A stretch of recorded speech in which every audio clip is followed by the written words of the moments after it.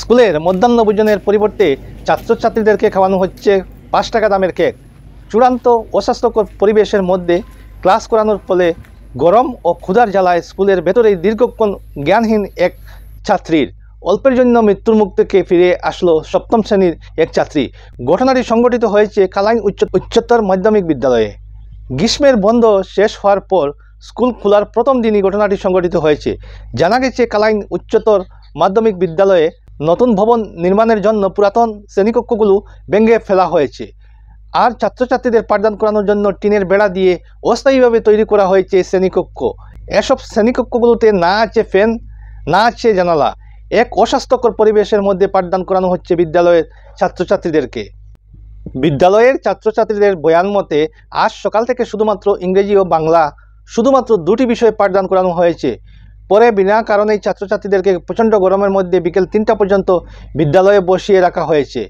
একদিকে প্রচণ্ড গরম, সঙ্গে পেটের খিদের জ্বালা, তৎসঙ্গে ছাত্রছাত্রীদেরকে দুপুরের মধ্যাহ্ন ভোজনের পরিবর্তে দেওয়া হয়েছে 5 টাকা দামের একটি করে কেক। তারপর এই প্রচণ্ড গরমের মধ্যে এসব সহ্য না করতে পেরে অস্বাস্থ্যকর পরিবেশে থাকা শ্রেণীকক্ষর ভিতরেই অসুস্থ হয়ে পড়ে 7ম শ্রেণীর 14 বছর বয়সী এক স্কুল ছাত্রী। প্রায় ঘণ্টাখানেক অজ্ঞান থাকার পরও বিদ্যালয় পক্ষ থেকে অসুস্থ হওয়া ছাত্রীটিকে নিকটবর্তী চিকিৎসালয়ে নিয়ে যাওয়ার প্রয়োজনীয়তা বোধ করেননি বিদ্যালয় কর্তৃপক্ষ। পরে ওই স্কুল ছাত্রীর প্রতিবেশী 2 মেয়ে স্কুল থেকে দৌড়ে এসে ওর অভিভাবককে এই ঘটনার ব্যাপারে জানায়। খবর পেয়ে মেয়েটির বাবা তরুণ দাস তড়িঘড়ি করে স্কুল থেকে মেয়েকে নিয়ে নিকটবর্তী কালাইন হাসপাতালে পৌঁছান।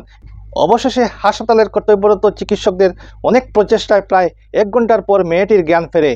মেয়েটির বাবা তরুণ দাস সংবাদ মাধ্যমকে ক্ষোভের সুরে জানান, বিদ্যালয়ের দায়িত্ব ছিল যে কোনো ছাত্রছাত্রী অসুস্থ হলে তাকে তড়িঘড়ি করে হাসপাতালে নিয়ে যাওয়া, কিন্তু আজ ওনার মেয়ে দীর্ঘক্ষণ অজ্ঞান অবস্থায় থাকার পরও তাকে হাসপাতালে নিয়ে যাওয়ার প্রয়োজনীয়তা বোধ করেননি বিদ্যালয় কর্তৃপক্ষ।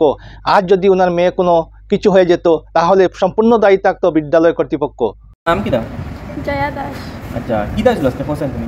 আজকে আমি দুপুরে হাফ টাইমের সময় আমার শরীর কিতা করে আমি ইয়ে কইছি 4 তালারে কইছি ছুটি দেও, তারা দিছই না।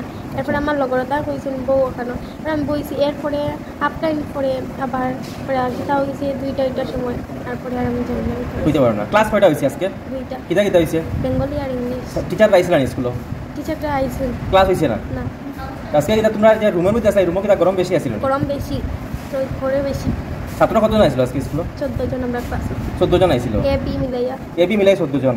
তোমরা কয়টার মতো আটকাই রাখা হয়েছে? কয়টার মতো ক্লাস হয়েছে মোটামুটি? আমি জানি না। কইতে পারো না? ও 2 পিরিয়ড তো হয়েছে তোমরা।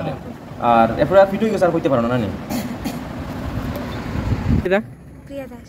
কোন ক্লাসে পড়ো? ক্লাস 8। তোমার নাম কিতা? প্রিয়া দাস। কোন ক্লাসে পড়ো? ক্লাস 7। আচ্ছা, আজকে তোমরা মিড ডে মিল দেওয়া হয়েছে নি? কিতা দেওয়া হয়েছে মিড ডে মিল? 5টি কেক দেওয়া হয়েছে। ছাত্র কেমন? কম ছাত্র আছে? কম তারা হইতো আছে। গার্ডিয়ানরে আমার ফোন নাম্বার আছে, ফোন করতে আছে। তারা আমার বাচ্চারে আমি বইয়া নিয়ে তারা আগে পাঠাইতো না। আমি বাচ্চা স্কুলে পাঠাইছি, তারা গার্ডিয়ান, আমি গার্ডিয়ান। তোমার তো খবর দিছে? আমার খবর দিছে না, বাচ্চারা গিয়া কর, তারপরে আমার বাচ্চা নিয়ে আমার বাচ্চা যদি আজকে কিছু দিতে মানে স্কুলের কোনো রেসপন্সিবিলিটি নাই? নাই। এলে এখানে দুষ্টার আপনি স্কুল কর্তৃপক্ষ তারা তো স্কুলের মাস্টার প্রিন্সিপাল তারা তো কারণটা কিতা কইতে পারবেন? কারণ তো তারা স্কুলে নতুন বিল্ডিং ঘর বানাইবার লাগে একটা সাপটা ঘর বানাইছে, টিন দিয়ে চতুর্দিকে টিন বাক্সের মতো খাবার। আচ্ছা, প্রথমে এটা হচ্ছে। এরপরে তারা পিরিয়ড হয়েছে খালি 2টা, 2 পিরিয়ডে কয় ঘন্টা যায়? 3টা পর্যন্ত বাচ্চাটা আটকে রেখেছে। বাচ্চাটা কইছে আমরা ছুটি দিলাম, দিতে না।